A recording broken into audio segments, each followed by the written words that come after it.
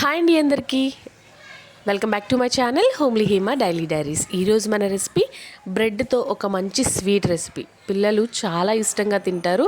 అలాగే ఇంటికి ఎవరైనా వచ్చినప్పుడు మనం సర్వ్ చేస్తే వాళ్ళు ఫిదా అయిపోవాల్సిందే మీ వంటలకి.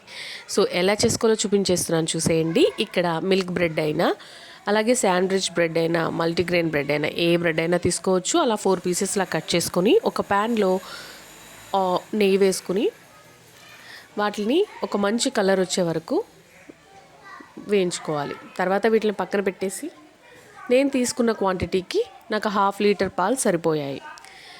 1/2 లీటర్ ప్యాకెట్ పాలు నేను ఒక 4 స్పూన్లు వదిలేసి మిగిలినవి మరిగించుకున్నాను. ఆ 4 స్పూన్లు ఇలా ఒక బౌల్లో వేసుకొని 2 స్పూన్ల కస్టర్డ్ పౌడర్ని వేసుకొని లంప్స్ లేకుండా నీట్గా కలిపేసుకొని ఈ పాలు కూడా బాగా మరిగేంత వరకు ఉంచుకొని తర్వాత ఈ పాలల్లో కండెన్స్డ్ మిల్క్ కానీ షుగర్ కానీ వేసుకోవచ్చు. కండెన్స్డ్ మిల్క్ అయితే మనకి 1/2 డబ్బా పడుతుంది.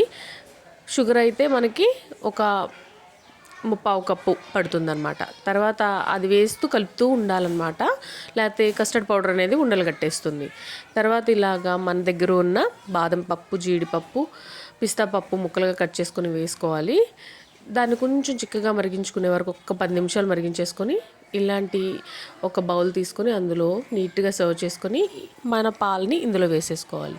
ఇది హాట్గా కూడా బాగుంటుంది. అలాగే ఫ్రిడ్జ్లో పెట్టుకొని చల్లగా తిన్నా కూడా కుల్ఫీ ఐస్ క్రీమ్ తిన్నట్టు ఉంటుంది. కంపల్సరీగా ట్రై చేయండి, మర్చిపోవద్దు. దీన్ని చూడగానే పిల్లలు కూడా ఎంతో ఇష్టపడతారు కాబట్టి కంపల్సరీగా ట్రై చేయండి. అండ్ ఈ వీడియో కానీ మీకు నచ్చినట్లయితే ప్లీజ్ సబ్స్క్రైబ్ చేసుకోండి, లైక్ చేయండి, షేర్ చేయండి.